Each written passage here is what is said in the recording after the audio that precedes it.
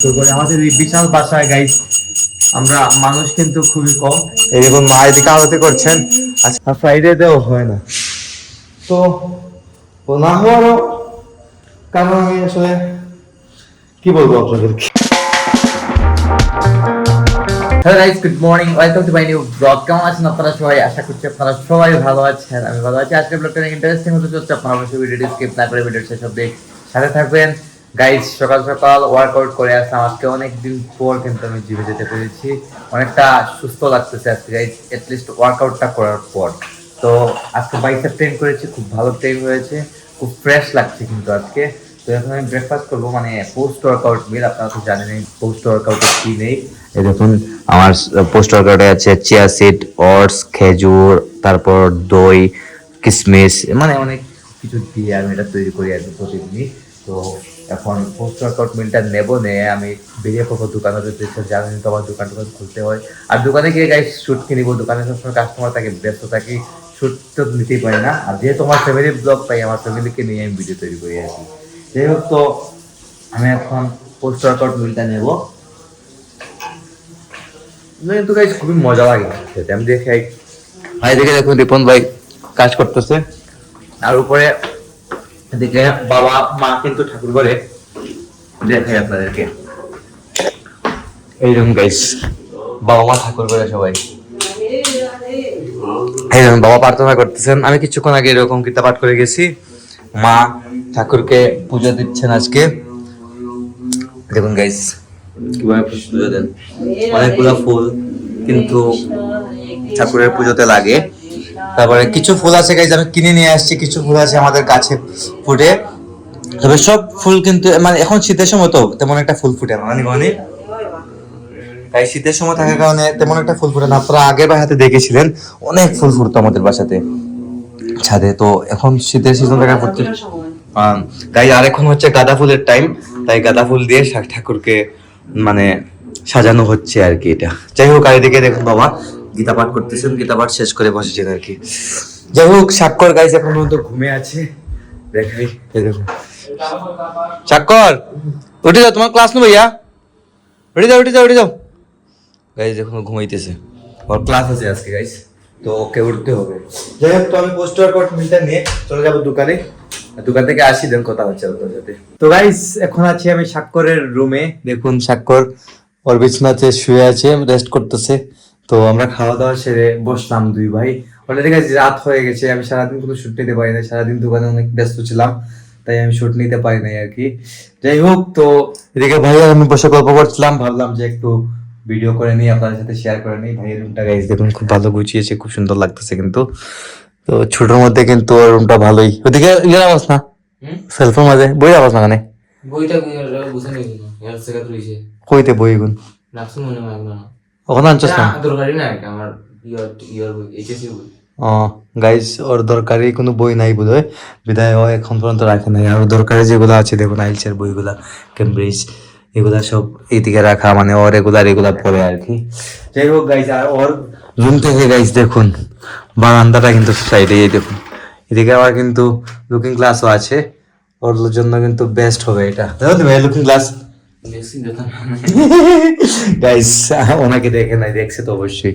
Looking গ্লাসটা guys আসলে খুব ভালো লাগতেছে কিন্তু, আর বের হলেই কিন্তু বারান্দা লাইট হবে গাইস। এদিকে আবার সুইচ আছে, আমি সুইচটা দিই, দেখাই এই দেখুন গাইস আমাদের বারান্দা, আমাদের 3 রুম থেকে বারান্দা এটাই।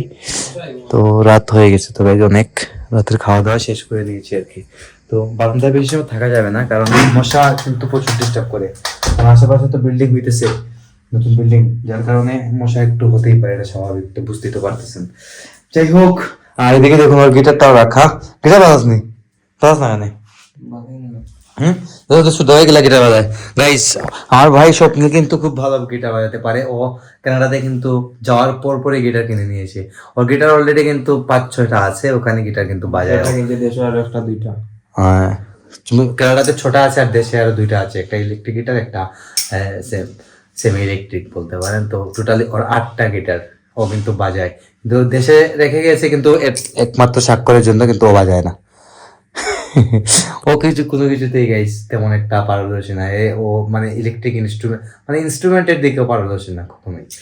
যাই হোক ওটা ওর ব্যক্তিগত ব্যাপার। তো ঘুমিয়ে পড়বো গাইস, অনেকটা টায়ার, সারাদিন অনেক পরিশ্রম হয়েছে। কথা হচ্ছে আপনার সাথে আগামীকালকে সকালে। তো guys this is next day. আজকে হচ্ছে একাদশী, সারাদিন আজকে বাসায় টুকিটাকি অনেক কাজ করানো হয়েছে। বাবা সারাদিন কিন্তু দোকানে যান নাই, আমি সারাদিন দোকানে ছিলাম আজকে। তো দেখুন কাজ করানো হয়েছে কি, দেখুন আমাদের টাইলস গুলা অনেকটাই নোংরা হয়ে গিয়েছিল, বাসায় অনুষ্ঠানের কারণে অনেক নোংরা হয়ে গিয়েছিল, যার কারণে টাইলস গুলা ভালো রকম আজকে পরিষ্কার করানো হয়েছে। তারপর প্রোটিন গুলা আবার দেয়া হয়েছে টাইলসের মধ্যে নতুন করে। আর এদিকে প্রতিটা দরজার মধ্যে কিন্তু হুক লাগানো হয়েছে। দেখুন এগুলা হচ্ছে পর্দার হুক। আমাদের দরজাগুলোতে পর্দা লাগানো হয় নাই, মানে আমি লাগাই নাই প্রথমে। আবার বাবা বলছেন যে পর্দা না ছাড়া যেমন কেমন জানি না যা লাগে, তাই আবার হুক গুলো লাগিয়ে দিলাম পর্দার জন্য আর কি। আর তাই সারাদিন আমি কোনো শুট নিয়ে নাই। আজকের ব্লগটা কিন্তু আমি রাত্রেই বেশি কভার করছি। গতকালকে রাত্রে আমি ব্লগ করেছিলাম, আজকে রাত্রে আবার শুট নিচ্ছি। জাস্ট আমি গতকালকে ইন্টারভিউ নিয়ে গেছিলাম। আর এদিকে মাকে আপনারা সবসময় দেখতে পান যে ঠাকুর করে আমাদের এই বিশাল বাসায় গাইস আমরা মানুষ কিন্তু খুবই কম। এই দেখুন মা এদিকে আরতি করছেন। আজকে একাদশীর দিন, তো গাইস মা সারাদিন ঠাকুর করে থাকবেন, এটা স্বাভাবিক বিষয়। এদিকে ভাই দেখুন আমার রুমে কিতা রোজ কিছু না। গাইস দেখুন ও মুভি দেখতেছে, মুভি দেখছ আর রেস্ট করে সারাদিন করে আসলে আচ্ছা ও গাইস সারাদিন ক্লাসে ছিল, আইসে ক্লাস করতেছে আপনারা জানেন যেটা। আর আমাদের রুম গুলা যে কবে ঠিক হবে তার কোনো ঠিক নেই গাইস, বুঝতে পারতেছি না। যাই হোক, তো যাই একটু ছাদে দেখে আপনাদেরকে রাতে ছাদের ভিউটা কেমন হয়। গাইস লক করা হয়ে গেছে সবকিছু, বাপস রাখা হয়েছে। এই দেখি ছাদে কি অবস্থা। বাইরে কিন্তু প্রচন্ড মশা, মশার উপদ্রব কিন্তু প্রচুর। এই দেখুন রাত্রের অবস্থা এখানে কি হয়, রাতে দেখুন একদম অন্ধকার, বুঝতেই পারতেছেন গাইস কেমন অন্ধকার। চলে এলাম আমি ছাদে, জ্বালাই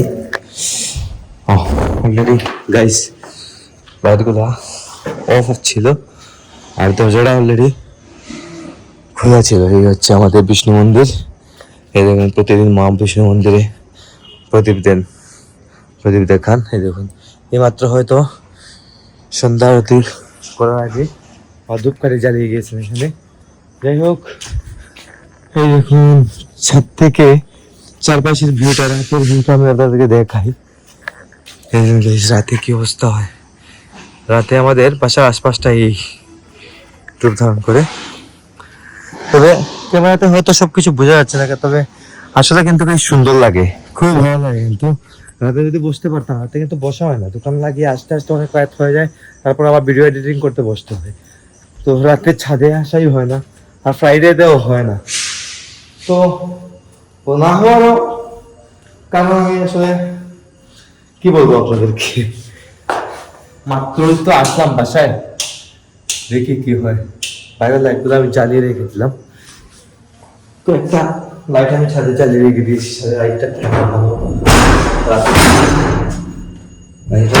কিন্তু অনেক শক্তি প্রয়োজন, এটা আমাকে লাগাতে হবে। তো আমি যাবো ঘরে গিয়ে একটা কফি খাবো, সন্ধ্যার সময় একটু কফি আমার খেতে হবে, জানছি না সেটা দেখাচ্ছি না আপনাদেরকে।